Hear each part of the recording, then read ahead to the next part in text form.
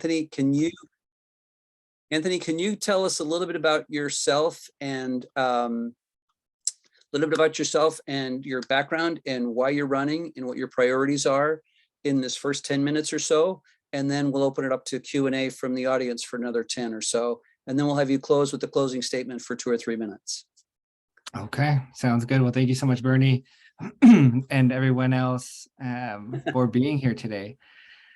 My name is Anthony Medina. I was born and raised in this district. I was raised by my grandparents in Jervis. So if y'all saw the map, Jervis is kind of in the middle, of the map. I was raised by my grandparents. They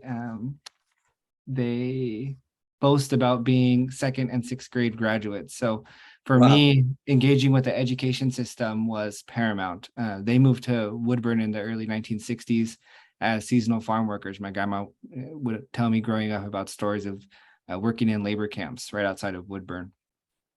I was the first in my family to graduate from high school, first to go to college, and I've given this speech a few times, so y'all might have heard it, but I'll do it again. I was after graduating from high school.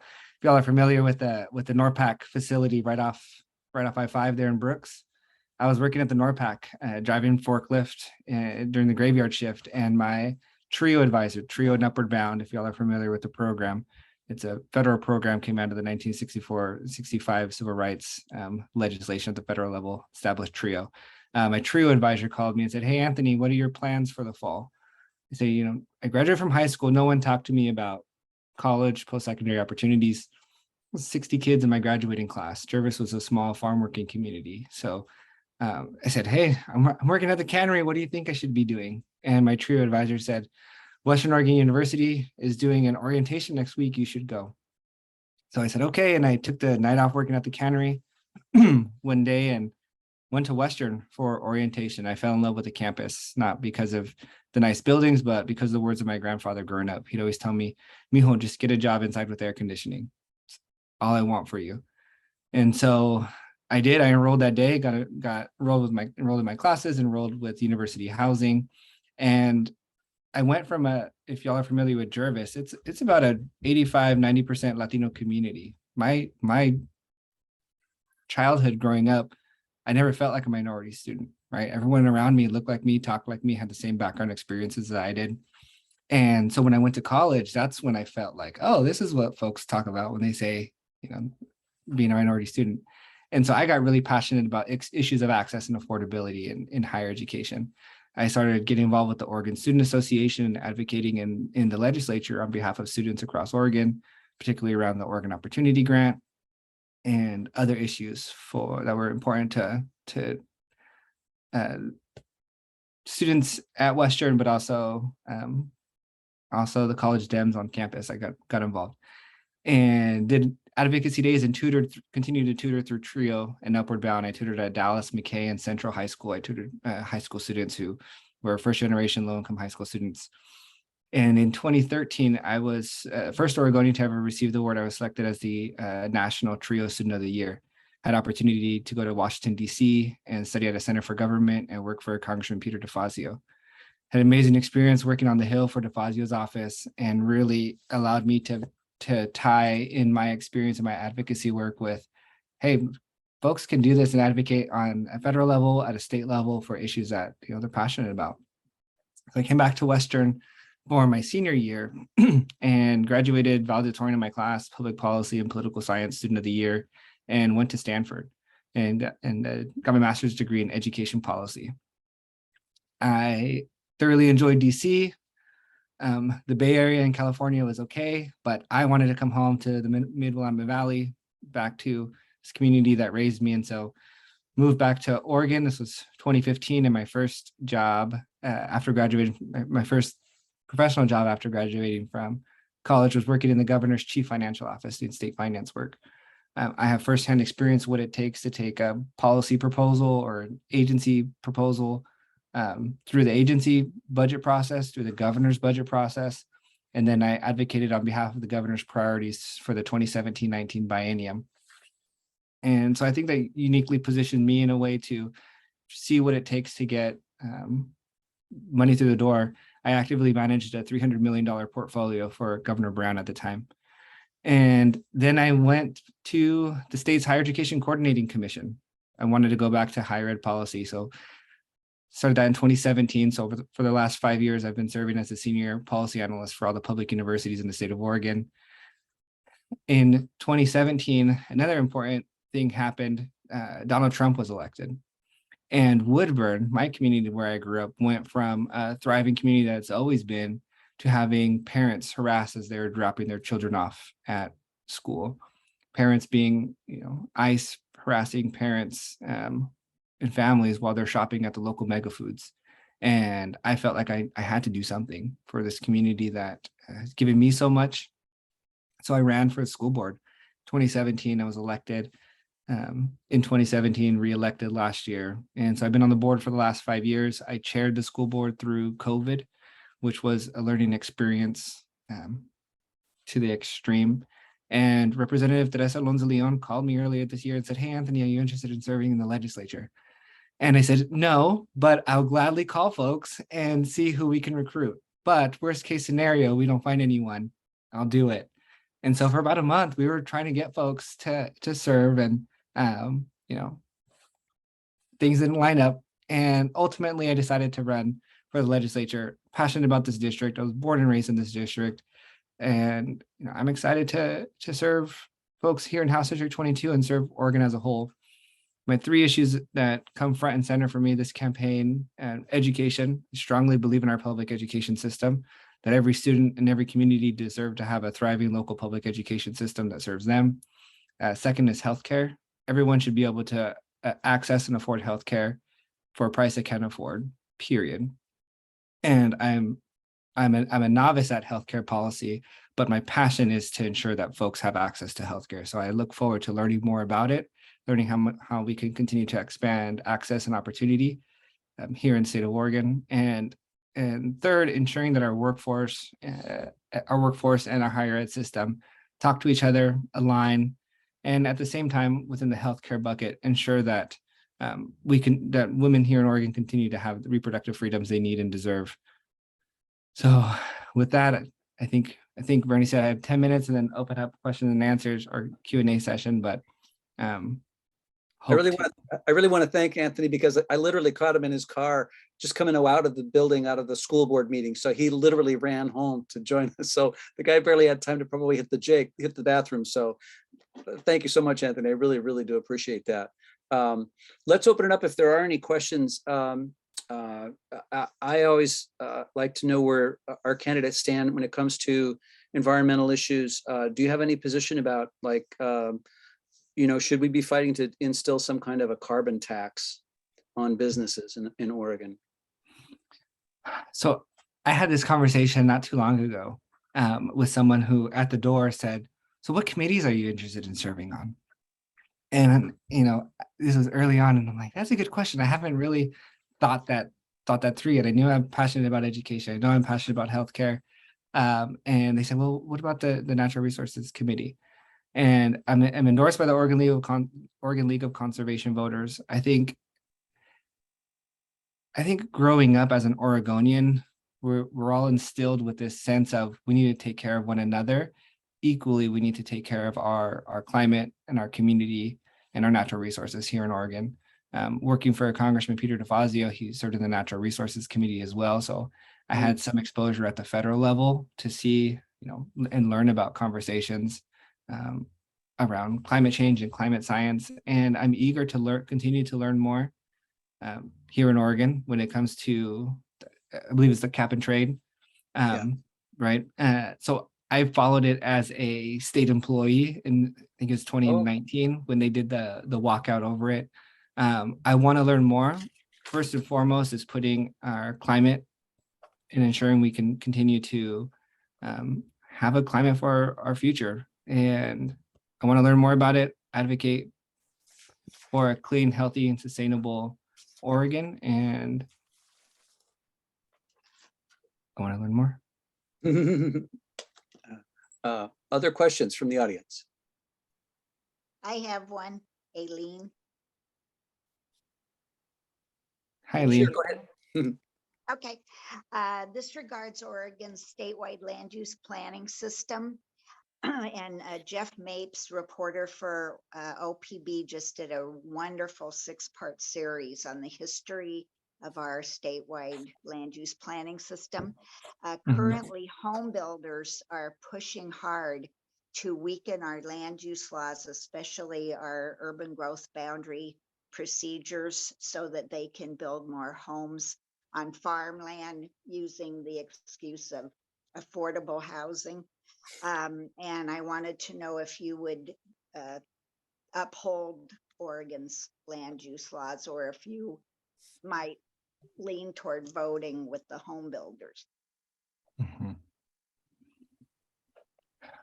Thank you for that question. I haven't given the topic the due diligence and the research that it deserves. I will also preface that with the community where I grew up, Jervis. It's a farm working community. I grew up with farms all around me. And at the same time, I see and hear the need for affordable housing. And so as you were talking, I was writing down Jeff Mapes' OPB, because that's going to be a good resource for me. It's going to be a good resource for me to learn more about the intricacies around it, and ensuring that the Willamette Valley continues to be the Willamette Valley that we know and love, and we grew up around. As someone who, again, born and raised in the Willamette Valley, I want to ensure that we stay true to our values here, and at the same time meet the needs of our community. And I apologize if I'm not directly answering your question. I wouldn't feel comfortable answering without doing my homework. Okay, Mm. and you might want to talk to OLCV, as long Okay. as they endorse you, because they Yeah. have good views on this. In my opinion, they have good views on this. Okay, perfect. Thank That's you. very helpful. And even though he says he's not that reinforced there, I'm on that OLCV board for Marion County, and he did really well in our interview. So he's holding back a little bit, but I think he wants to understand the specifics before he gets right back to you, Aileen. And Aileen can also be a great source for you too. Anthony, keep that in mind too. She's wonderful on that topic. Lee. Okay, perfect. Yeah, hi, Anthony. You've got a great history and education you're bringing, and you'd be an excellent legislator. My question is, as you're probably aware, we're going to vote as Oregonians in November on declaring a change to the Oregon Constitution, saying that healthcare is a fundamental right. And also, we have a task force on universal healthcare that's been working for several years. That's going to bring back legislation next year to create the governing body to build a single payer, a universal healthcare system in Oregon.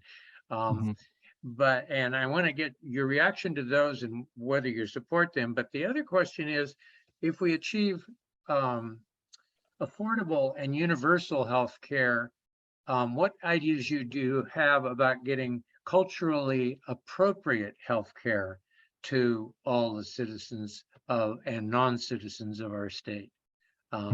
That's the end question. Okay. Thank you for the question. I do very much support a single payer system. Here in Woodburn, we have a Dr. Antonio Herman, who's a friend of mine, serves on the task force. And so I called him maybe about a month ago, and we chatted for about 40 minutes about the importance of not only expanding healthcare, but bringing in a single payer system. And I look forward to have conversations with him, with other leaders of folks here in the state of Oregon. I look forward to the recommendations that come from the task force. And I think your second part of the question was ensuring we have culturally relevant, I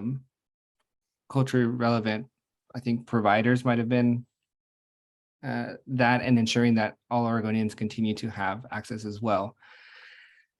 I think back on my experience working for Governor Brown in the chief financial office, and advocating for Cover All Kids. I think it was, at the time, it was a $50 million investment to ensure that Oregon youth, regardless of their immigration status, had access to healthcare and the Oregon Health Plan.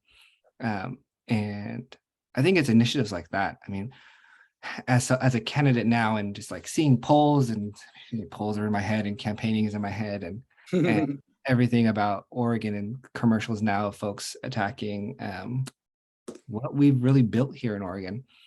Governor Brown has been a phenomenal leader in our state, particularly leading us through COVID. Her commitment to communities, and I saw that firsthand as a CFO analyst, and in her commitment to expanding Cover All Kids. At the time, I would continue to support similar legislation and opportunities for folks, specifically in the healthcare sector. And I look forward to recommendations that are coming from the task force. Very cool. Marianne. Hi, Anthony. I'm actually in 22. Awesome. I'm on the last block down by Marcus Street. Awesome. Anyway, one of the things that I'm seeing as a phenomenon that also has to do with affordable housing is a lot of, I know from folks I know from church who are older, that they're basically staying in their great big houses because there isn't anything smaller that's functional and useful for them. All the builders have been building all these great big houses. So basically you have a choice of either staying in your great big house and having to take care of all the yard and stuff, or going out to Capitol Manor, which you can't afford. So I know I've been paying some attention to the Strong Towns group, and do believe that we need to do more with going up. And especially there's some nice big plots downtown in Salem that could be turned into like a 10-story building that's got elevators in it. That would be able to be an appropriate place for folks to move to and be affordable housing, and yet have all the conveniences nearby of shopping and mass transit. So what do you think is possible to do on the state level to basically, I don't know if there are state or city or county regulations on height restrictions or safety restrictions on that. So what would you think about something like that? Thank you for the question. I also don't know if there are any restrictions at the state level for height restrictions, etc. But I can also equally guarantee that there probably is statute. So previously, I served as the director of legislative and policy affairs for my state agency, and oh my goodness, when researching statute, you find the randomest things living out there. Oftentimes. Statute isn't even in the right place either. And so I would definitely look into it as a state legislator. Again, when it gets down to serving our community, I'm a community builder. And so whatever we can do at the state level, I'm all ears. I'm not just I think the cliche of open door policy is great, but at the same time, I'm going to meet folks where they're at. I want to talk to folks in the organizations they're working in. I want to ensure that that folks hear me in a place where it's comfortable for them. With that being said, you touched on state, local, and city, and then I'm not sure if there's any county involvement. But there's a lot of benefit when it comes to elected folks and organizations, governments at the different levels talking to each other. Chris Hoy, who's the incoming mayor for Salem, is a friend of mine, and we've had conversations around homelessness, houselessness, etc., and opportunities of how we're expanding, how they're providing more resources there. And I think this is another great opportunity for me, once elected in November, to cultivate those relationships with local elected officials and ensuring that we're all moving in the right direction. Thank you. Joyce.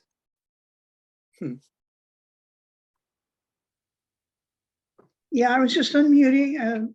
I just was raising my hand to let him know that I think it's time for him to give us his 3-minute elevator speech to close. There you go. Okay. Nice setup, Joyce. There you go. There you go. All right. Well, I was hoping on holding some of it back, but I gave it all during my intro, but I'll go back to born and raised in this district,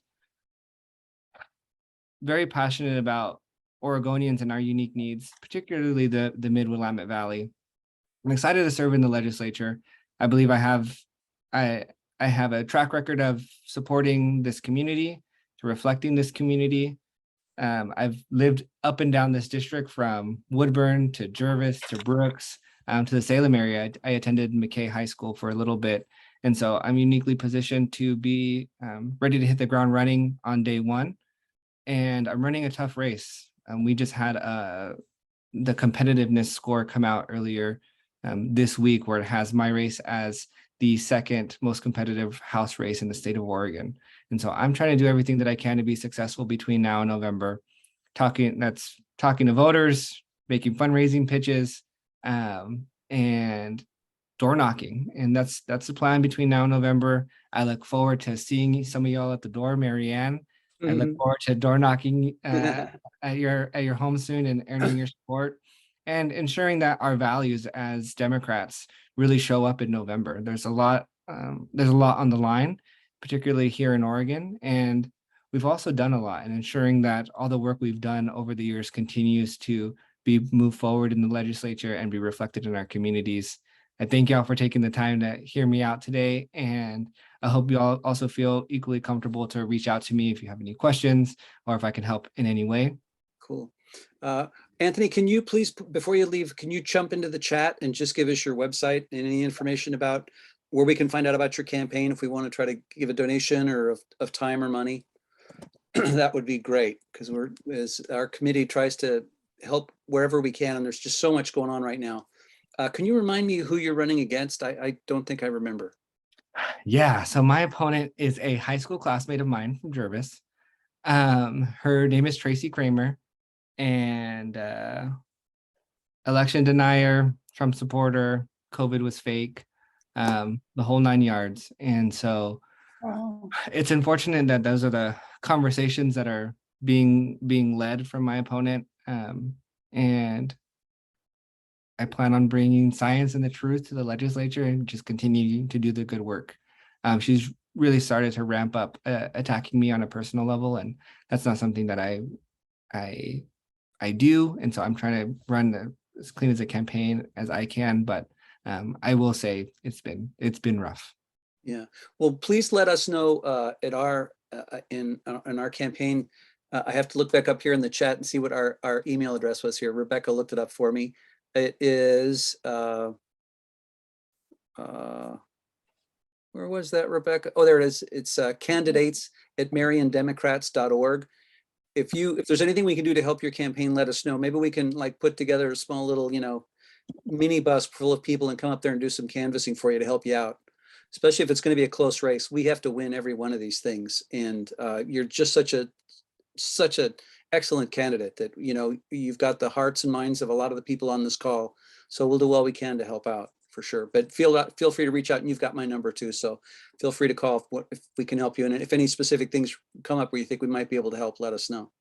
Perfect, Bernie. Well, thank you so much. I've also put my email in the chat, and Cool. I look forward to continue to talk to your members here and Marion County Democrats.